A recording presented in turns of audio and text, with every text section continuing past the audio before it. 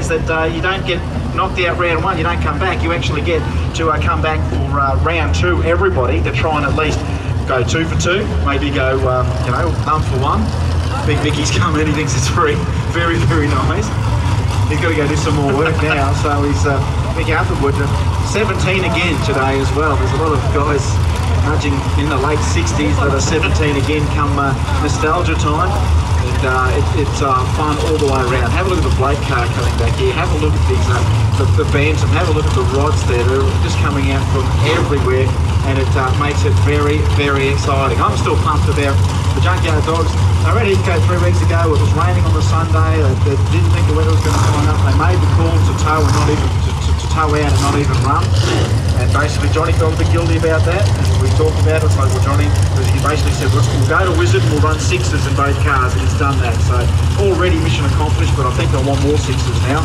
Gas time, Rusty. It's time. Yes, I'm definitely.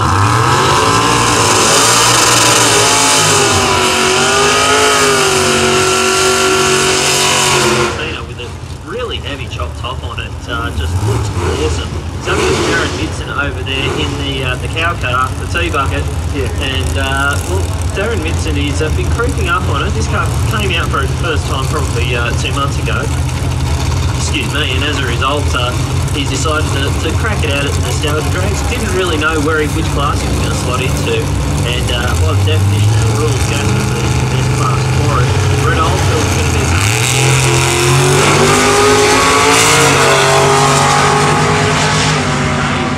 so this is going to be tough for Midson to get around him, and that's the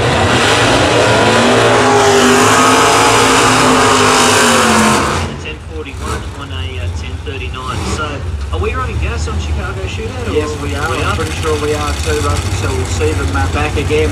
And I'm going to tell you what, great night. What a brilliant night that was. You need that come race time to get that extra advantage, because no one will give you any advantage. You've got to get it yourself. Steve Purse chasing down Richard Gilmore. That hard time going through.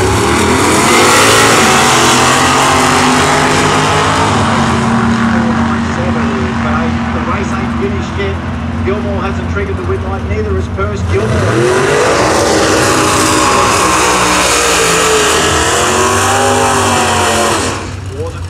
Close enough for Steve Purse, and again, you just can't get that start. You can't get the start line all over again. The best thing about Chicago Shootout is Steve Purse gets another shot at it in round 2. All right, one of the baddest street rods around, which is just metamorphosized into this nitrous-fueled rocket of Marcus Page. Better performance. He's 440 big block. And you'll see the squeeze come out on the perch. Peter Hammond with his Tirana 308. He's dialing in 1048. So the hot rod has given up a whole heap to chase him down. Yeah, Peter Hammond in that very tidy little Tirana. 1048 in a Tirana is a very quick car nonetheless. But it's just looking, you know, looks like it's going to be.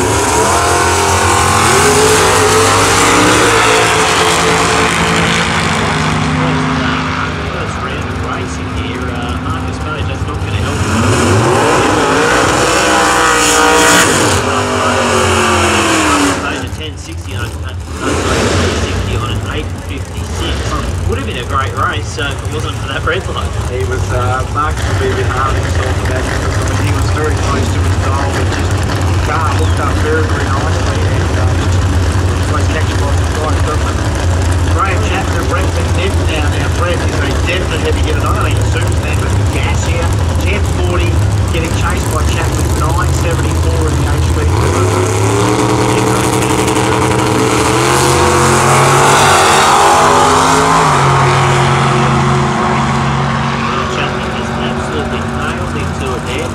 He's going to drive around him at the top end, and he does. A 977, but Nip has to push too hard. Only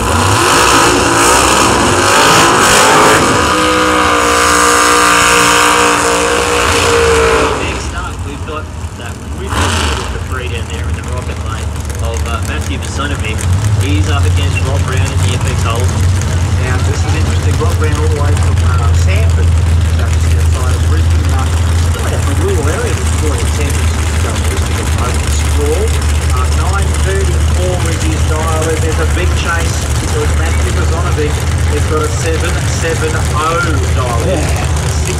32 kids chasing 383 kids. FX versus Capri. Ford versus Hold'em. A classic gas battle here. Bazonovic, can he hold it on the line? Concentrate enough to see in his I suppose peripheral vision, Rob Brown disappearing down the racetrack. It'll be very, very interesting on this one. This is a pretty decent track.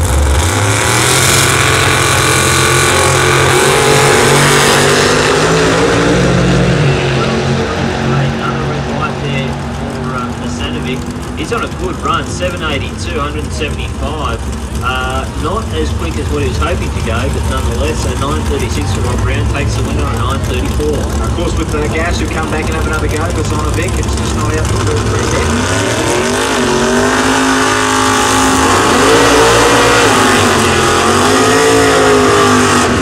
Takes a while to get used to in bracket racing is actually waiting on the start line for the other three while your opponent goes down the track. It's not easy to go to this delivery. So that's something you do have to do. Next up, we've got Zoran Gajic up against Wade Wagstaff in the Rocket Industries lane. Wade Wagstaff in the Willies, 18 years old, 10.24 the dial, and he's getting chased. Zoran Gajic, 8.58. That HQ, 540 cubes. That is one tough Huey, and it looks very much like a street car. Got the mirrors on it and everything. Just the big chute's a bit of a giveaway. So it's 540 cubes here on the entry sheet. So there's a fair chase here. Lawrence will wait.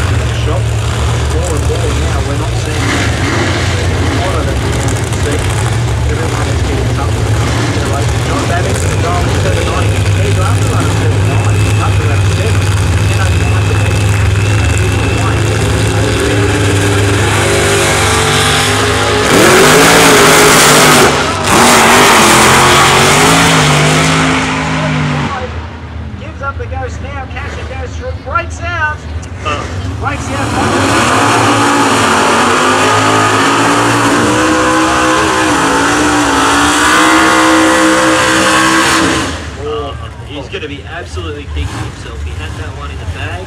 All he had to do was just ease off a little bit and he would have taken the win. He drove it all the way